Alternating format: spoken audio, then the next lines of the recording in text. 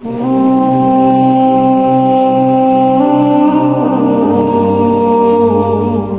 الله رب الجلال فرمایي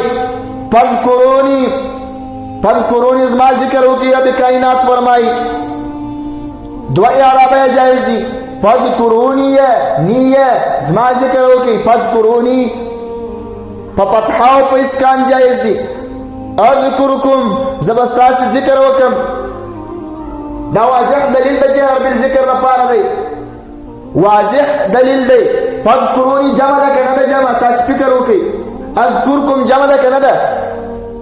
حافظ جلال الدین سیوطی رحمه الله فرمایي فذکرونی اذکرکم. دا حدیث هلته بل حدیث هم راجولی دی. حدیث په تقاضا باندې شته الفاظ د چا دي؟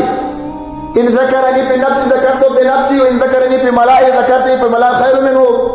وای د ملاء ذکر چې معنا د ټوري ذکر هغه ولا یکون الا جهرا، هغه نه بیا کیم په چاوي په جهر به نو واضح دلیل دی. یا لکه سیدنا ابو هريره رضی الله تعالی عنہ روایت نقل کوي، وای رسول الله صلی الله علیه وسلم فرمایي چې الله پاک وایي چې زه د بنده د ګمان سره یم. کله چې ما ذکر کی چار وخت د ما ذکر کوي زه د ګمان سره موافق یم. کله چې په من په واجب په نفس کې ذکر کی زه په نفس کې ذکر کوم. کله چې ما د په جنت کې ذکر کی په جهر په ډله مې ذکر کی زه په داسې ذکر کوم چې هغه درته خیر وي. او که بنده ما ته رانږدې سو یو ولیش الله رب الجلال وایي زما رحمت په یو ذات په یو نیم ګزی کې در ورنږدې سي. او چې څومره دی ما ته رانږدې کېږي که دوه او درې ګامه روان سو الله رب الجلال وایي زموږ رحمت په یو ذات په پرده روان دي. څونه چې الله رب الجلال ته نږدې کېږي هغومره د الله رب الجلال د په یو ذاتو ښکار کېږي او د په یو ذاتو سره یې مخ کېږي. نو دا د دې حدیث په تقاضا باندې چې هغه دغه آیات په تقاضا چې آیات صریح دلیل د دې دی چې د دې څخه جهري ذکر ثابت دی ځکه دا جمع ده. او یا لکه ابو هريره رضی الله تعالی عنہ چې د فذکرونی اذکرکم الله امر کې زما ذکر وکړي.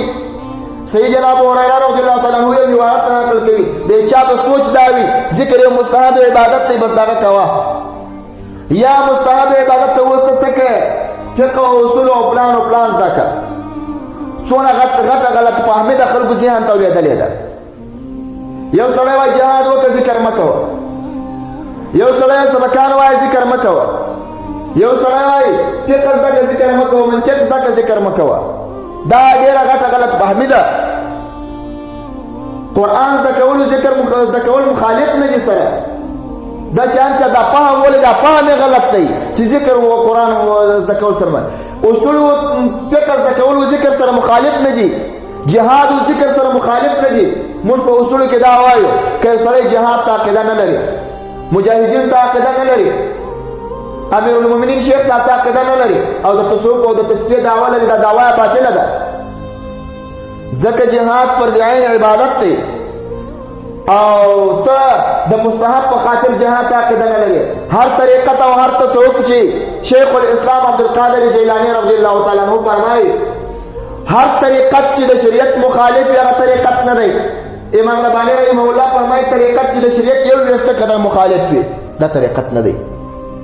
نو ستاسو څه فکر دی؟ دا ډېره غلط فهمي ده. یا د خپل مور پلار خدمت کوه ذکر مه کوه، تصوف مه کوه. د مور پلار خدمت دي تصوف دي، دا دواړه سره جلا شي نه دي، خالي معبر تعبیر په جلا شي کېږي. تصوف ځان ته یو علم دی، ځان ته فن دی، سره ټکر نه دي. سبب په تصوف سره ټکر نه دي، جهاد او تصوف سره ټکر نه دي.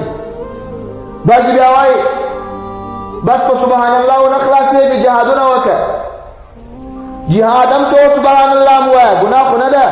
رسول صلی الله علیه وسلم فرمایي یو وصیت یې دا دی صحابي ته وصیت کوي هغه وخت به الله رب الجلال درته راضي وي، هغه به څه حالت وي چې ته په وخت کې د مرګ او ژبه د الله په ذکر کې لنده وي. بل ځای بیا حدیث راځي صحابي پوښتنه کوي کوم عمل بهتر دی یا رسول الله؟ صحابي فرمایي پیغمبر علیه السلام فرمایي چې ذکر پکې وي. کوم جهاد په بهتر دی چې ذکر پکې وي؟ ټول په ذکر یادوي.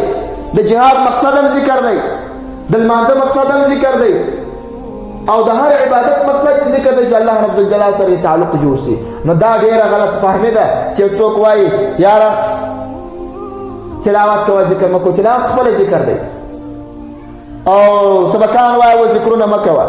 دا ډیره غلط فهمي ده. ذکر او سبقانو دا شان سره ضد نه دي. دا ټول هغه شان دي چې یو د بل ته تقویه ورکوي چې په کم انداز ته سبق وایه چې تصوف ورسره سبق دې ته راغله قوي کړي په تا کې تقوا او دیانت راولي. هغه سړی درته جوړوي چې رسول الله صلی الله علیه وسلم فرمایي زه پناه غواړم د هغه علم څخه چې عمل نه وي. بس اول په طالب العلم بعمل انسان جوړوي. او دا چې ته وایې چې زه به نن سبقان وایم چې فارغ شوم بیا به عمل کوم نه یې شي کولی. په یو ځای باندې عمل په ټول دین کېږي نه په قرار قرار به کېږي. نو دا خبره چې هر چا کړې ده دا غلطه ده. پیغمبر علیه السلام فرمایي افضل د ذکر چې دی سبحان الله والحمد لله ده او لا اله الا الله ده. یو روایت دا دی.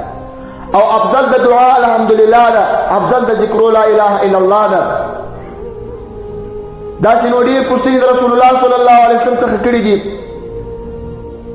یو ځای دا وایي په کم کور کې چې ذکر کېږي او په کم کور کې چې نه کېږي. کم انسان چې ذکر کوي بل انسان نه کوي. د ذاکر مثال داسې دی چې لکه په کم کور کې چې برق بالي او په بل کور کې نه بالي. فرق لري که نه لري؟ غټ فرق لري. ذاکر ته الله رب الجلال د حدیثو په ذخیره کې ډېر غټ صفات ورکړي دي. که تاسې د حدیثو ذخیره وګورئ دونه د هېچا صفات نه ډېر لکه ذاکر.